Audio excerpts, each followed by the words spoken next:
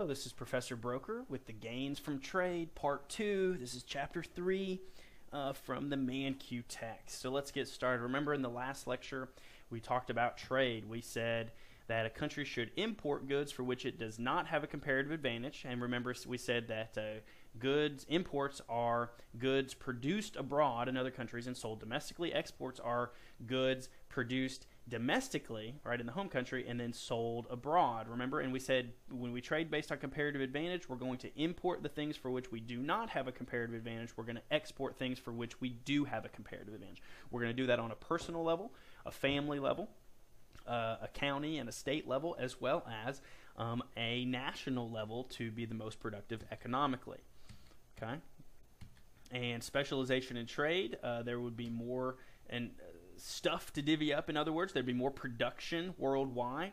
There would, however, be real winners and losers, but the gains to the winners tend to be much larger than the losses to the losers, and that's a little bit about what we're going to talk about in this lecture. So why does the U.S. trade? Okay, I mean, what do we benefit? Well, there's a few benefits, but one very tangible benefit for literally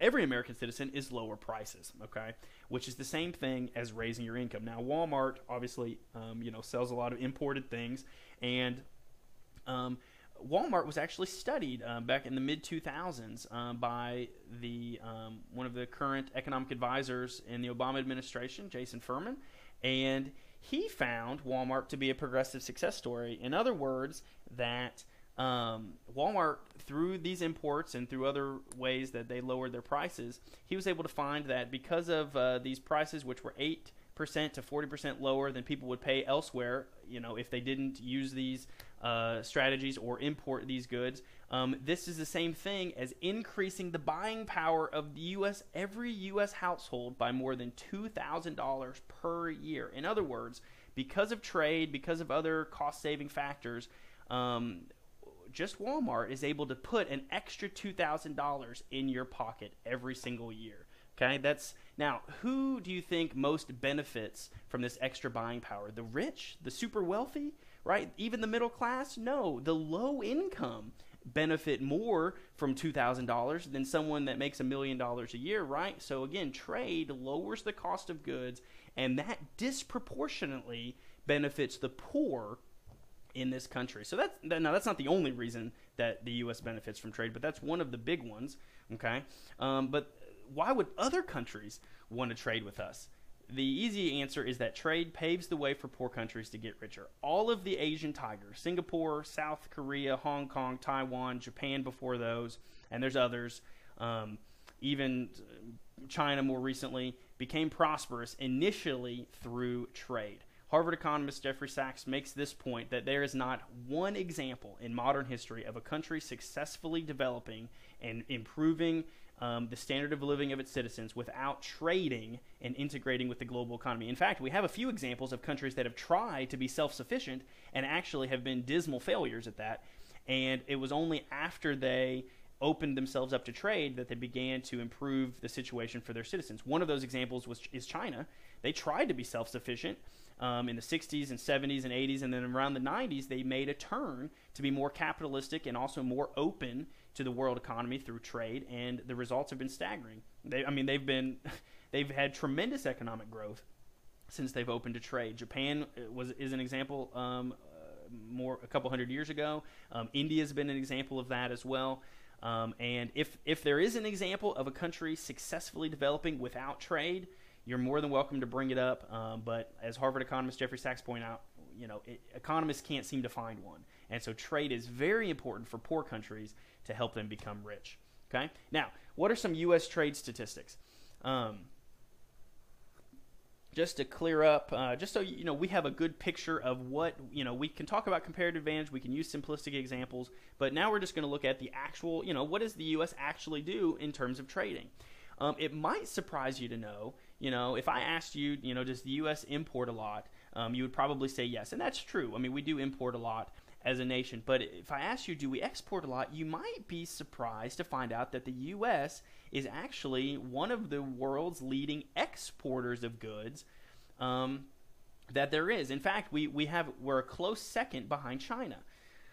And in fact, if you just look at this light blue bar, which is services provided, so the dark blue is commercial goods. These are tangible things that you can touch.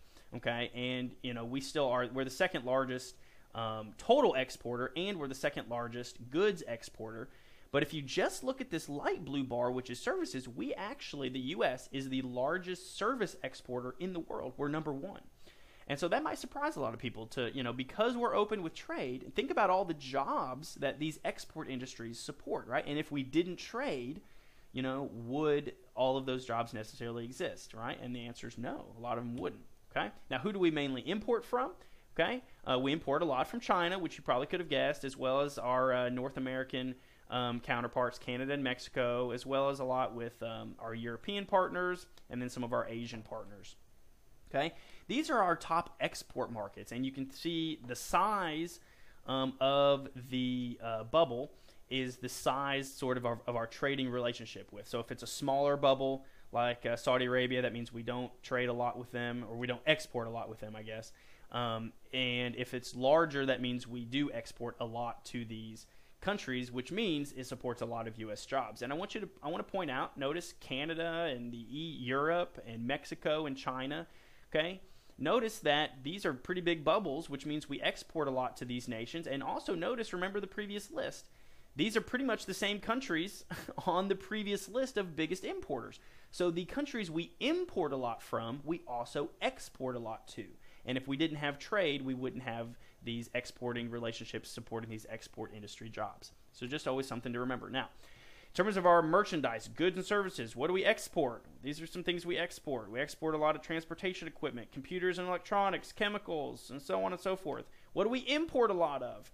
We also import a lot of computers and electronics and transportation equipment. That might seem counterintuitive that we export a lot of the same things that we import, right? But remember, when it comes to transportation equipment, for example, we might import various parts made around the world for, a Boeing aircraft, but the Boeing aircraft is actually made in the U.S. and so on and so forth. And so it might actually make sense to make the final product here or make the final product elsewhere and make the parts here or vice versa, right? Same thing with computer parts. You'll notice on the back of your Apple iPhone that it was designed by Apple in California in the U.S., right? And so a lot of the technical work and a lot of the human capital work went in, the design work went in the U.S., okay, and that was exported to China, but it was manufactured right in China, and so the actual manufacturing part took place in China. And so again, that's just another example of how you might have components in both export and import industries. Here are our service trade highlights. Notice who we export, specifically our exports. We are a net exporter, okay, a surplus exporter of services. We export a lot of our services to Europe, also to Asia, right, and other countries in the Western Hemisphere like Mexico, Canada, and Brazil.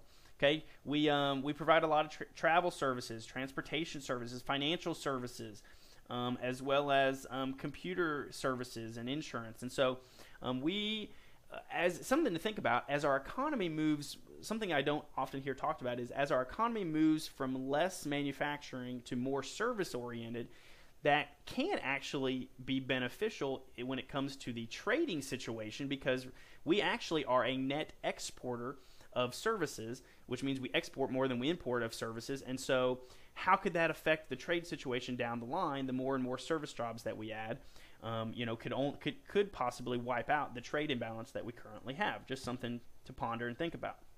Okay, how many millions of jobs are supported by export industries? If we eliminated trade today, how many jobs would be lost in our export industries? Well, the answer in 2013 was 11.3 million, right? There were 11.3 million jobs that specifically existed because they made goods or services that were sold overseas. If we stopped trading with other countries, those jobs would be lost. All right, something to think about that a lot of people don't always think about. And when you look at those by company size, in 2012, the vast majority of these jobs were held at these small companies. And so if we stop trading with other countries, a lot of small firms could be affected, as well as some large ones too. So what are some other benefits of international trade? It increases competition. Okay, and let me talk a little bit about competition for a second, because this is the hallmark of capitalism. When people talk about capitalism, specifically when they critique capitalism, I often find that they don't critique it correctly. Okay, there are some legitimate critiques you can have, but capitalism is fundamentally about competition. Okay, you can't talk about capitalism with Goldman Sachs and these big monopolies of companies and these big corporate profits and things like that. That's not pure capitalism, right? Some of that's crony capitalism, some of that's corporatism. Pure capitalism is, think about a small town. Think about Murray, Kentucky. Think about restaurants, right? I don't want just one Mexican restaurant, or any restaurant for that matter, but I don't want just one restaurant in Murray, Kentucky. I want 5 Mexican restaurants all competing with each other. Because if there's 5 Mexican restaurants all competing with each other, who benefits? Not the firms. The firms have to work hard to get my business, right? They're going to have to offer lower prices, a better service, a better product, right? A better atmosphere. They're going to have to work really, really hard to get my business as the consumer. So who benefits from competition? Consumers benefit. When there's competition, which is pure capitalism, consumers benefit. Okay, and that's what trade does. Trade expands that competition. Yes, it can be hard on some domestic industries, okay? But the beneficiaries of that would be American consumers, okay? Whether or not that industry stays in America or not, consumers at the end of the line would benefit. It lowers costs, which translates to lower prices. Again, that's a result of competition. It increases the variety of goods. It enhances the flow of ideas and integrates us into, it integrates countries together. For example, with the North American Free Trade Agreement, the United States and Canada already had a strong relationship, but because we are economically interdependent with one another, we have very little interest in, invading Canada and vice versa, Canada invading us, because we're economically dependent on one another, right? And it's the same. This is the idea behind the EU, the European Union, which we can quibble about the single currency, the euro, but the idea of integrating Europe into a single trading bloc so that there's no trade barriers between the countries is to create a barrier that could prevent future world wars, the likes of, we saw in World War I as well as World War II. And so the idea after World War II, after the devastation, was why don't we integrate these countries through trade to hopefully prevent a war? Because Germany wouldn't have much interest in invading France if their economy was dependent on France, and vice versa. And there's some things you can quibble with about the single currency and the euro and various other things, but the idea that it's reduced at least violent military conflict is undeniable, and so that's one benefit of international trade. Again, it can be mutually beneficial. We've talked about this. It's not a zero-sum game. This is something David Hume said. He said in his essay, Jealousy of Trade, "I shall therefore venture to acknowledge that not only as a man, but as a British subject, I pray for the flourishing commerce of Germany, Spain, Italy, and even France itself." And France essentially was his arch enemy because he was a British subject at the time, and France was seen as their arch enemy at the time, and he was basically saying, I want my arch enemy's economy to thrive. Why? Because if they're thriving, they're going to buy more of our stuff. And so it's mutually beneficial for all of our trading partners to do well. Okay? Now, there are some arguments against free trade that are often posited. I'm going to present them briefly and present some short counterpoints to them, just something for us to continue to think about. Okay? One is the jobs argument. This is the biggest argument that's usually given against free trade. Basically, in other words, saying we shouldn't have completely free trade with other countries. We should have tariffs, which is a tax on imported goods, making imports more expensive, or we should have import quotas. We can only import so many, bananas or automobiles or whatever from other countries. Okay, in other words, some amount to restrict free trade. The argument usually given to advance those things is we want to protect domestic jobs. Trade with other countries destroys domestic jobs, so we need to limit trade with other countries. That can be true. However, it's also important to remember that free trade creates jobs at the same time that it destroys them. I can remember a student in one of my classes telling me the example in the height of the economic crisis. She worked at an automobile parts, manufacturer, and when all these American industries were laying off people, her firm was actually hiring workers. And the reason they were hiring workers, I asked her, is she said um, it's because 90% of our business is overseas. In fact, to China, we're exporting, right, all of these 90% of our automobile parts over to China right now, and so our business is booming, even though, and we're having to hire people even as others are, laying off workers. And so again, if we didn't trade with China, her business would have been out of business and all of those jobs would have been lost. And so again, free trade creates jobs at the same time that it destroys them. Free trade also helps consumers generally through lower prices, right? So there's two big benefits. If we limit trade, you also have to remember that we're going to destroy some domestic jobs. Okay, if we limit trade, we will protect some domestic jobs, but at a high price by destroying other domestic jobs and through raising prices generally. So that's the trade-off. One example: China's economy, their income per person has increased by more than 700% since 2000. And what do you think that means? That means we've exported to China. Our exports to them have increased by more than 300%. In other words, as the Chinese citizens on average get richer, they're going to buy more of our stuff because we tend to specialize in more high-end goods, okay, and services. And so, people that say, well, I want China's economy to tank, well, we do export a lot to China. We export a lot to other countries as well. And as China's economy gets stronger, that should only help our export business, not hurt it, and help domestic jobs, not hurt it. Okay. Another argument is the national security argument. If certain industries are said to be vital for national security, obviously that's probably true on some level. Industries that make military equipment and things like that, military weapons and things like that, probably are vital to national security. One drawback to this is it can be often political how the decision is made on what are legitimate concerns of national security. And so you might see some pretty fallacious arguments being put forth that, the wool industry is vital to national security. Well, it was back in the middle of the 19th century when military uniforms were made out of wool, but now in the 21st century, the uniforms aren't made out of wool anymore, yet in a lot of cases, these industries stay protected for quote-unquote national security when, obviously the need is passed. And so it can be difficult to apply efficiently.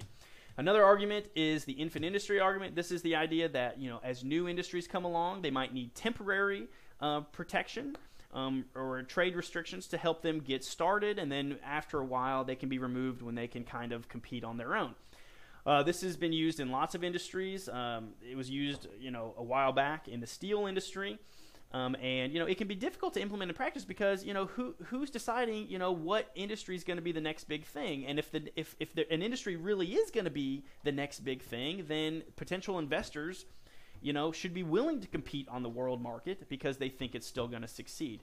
Also, this is the big drawback is, so for example, like the steel industry is a good example of, it was protected when it was an infant industry 100 years ago, and yet many of those same protections still exist today, and it would be hard to argue that the steel industry is an infant industry at this point, yet it's still protected in a lot of ways from foreign competition, and that's costing American citizens through higher steel prices. And so it's once a policy is put in place, it's hard to remove because those industries obviously have strong lobbying efforts.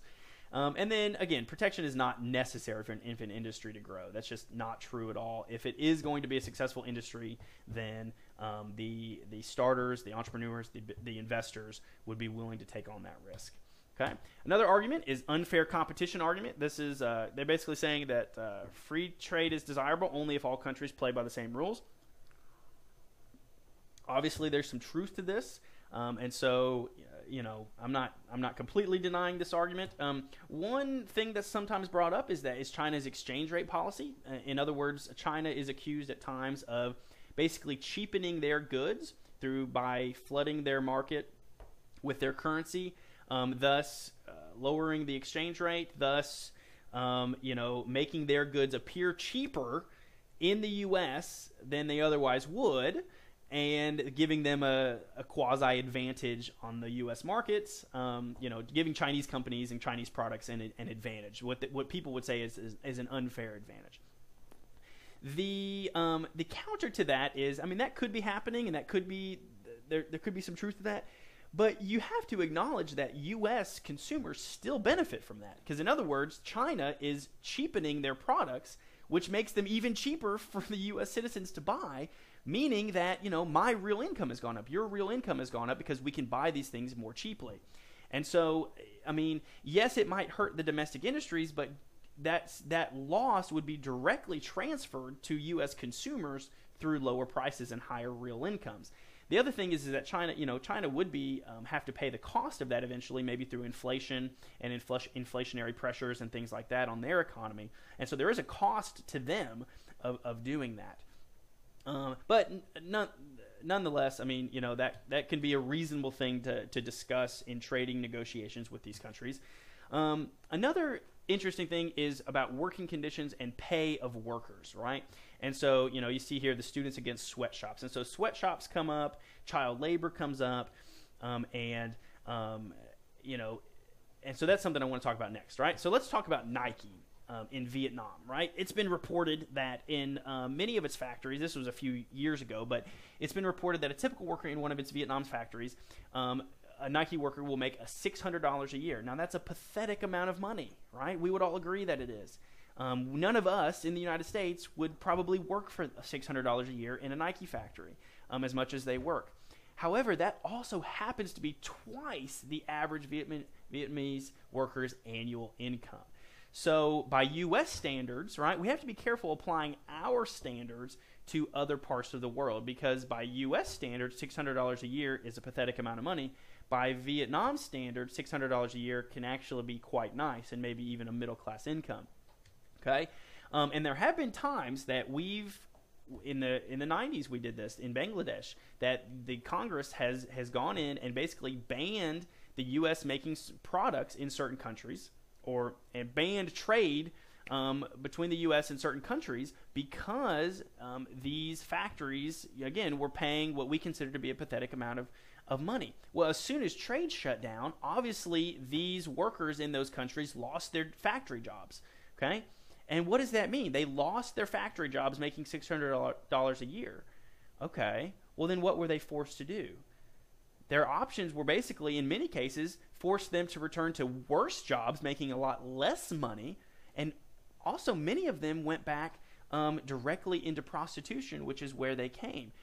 It would be hard to argue that their situation improved after we stopped trading with them, right? Now, none of this is saying that sweatshops are great or that it's awesome and that's what we should shoot for. But economics would point out that getting rid of them, stopping trading with these countries just because they have what we consider sweatshops or whatever, doesn't automatically create any better alternatives for these local citizens. Furthermore, these jobs have usually been the precursor to much better jobs down the road as the economy improves, just like they were in the U.S. in the 19th century. I would bet that most of our grandparents and great-grandparents and our great-great-grandparents, many of them worked in jobs in the United States that none of us would work in, all right? And that's because we have better alternatives now, and they didn't back then. And so, again, this is a graphic showing the relationship between child labor and income per person in these various countries, and I want you to notice the relationship, right? I'm not saying child labor is good,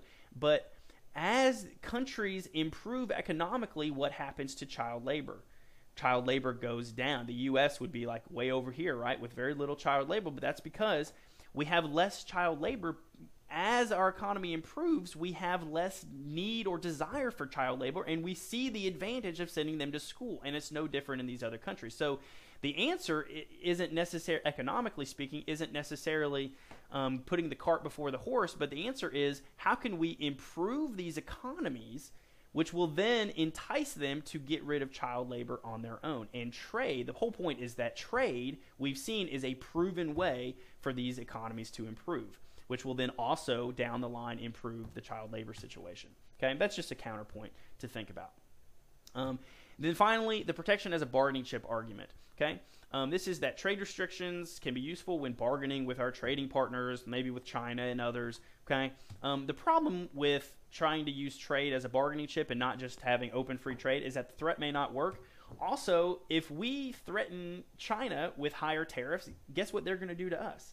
they're going to threaten us with higher tariffs, meaning we might stop importing their stuff, but they're also going to stop buying our stuff. We're going to stop buying theirs, they're going to stop buying ours, and if we did that worldwide, we would get the Smoot-Hawley tariff situation again back in the 1930s, and we already saw that was one of the main drivers of deepening the Great Depression, okay, because there was a loss of world trade.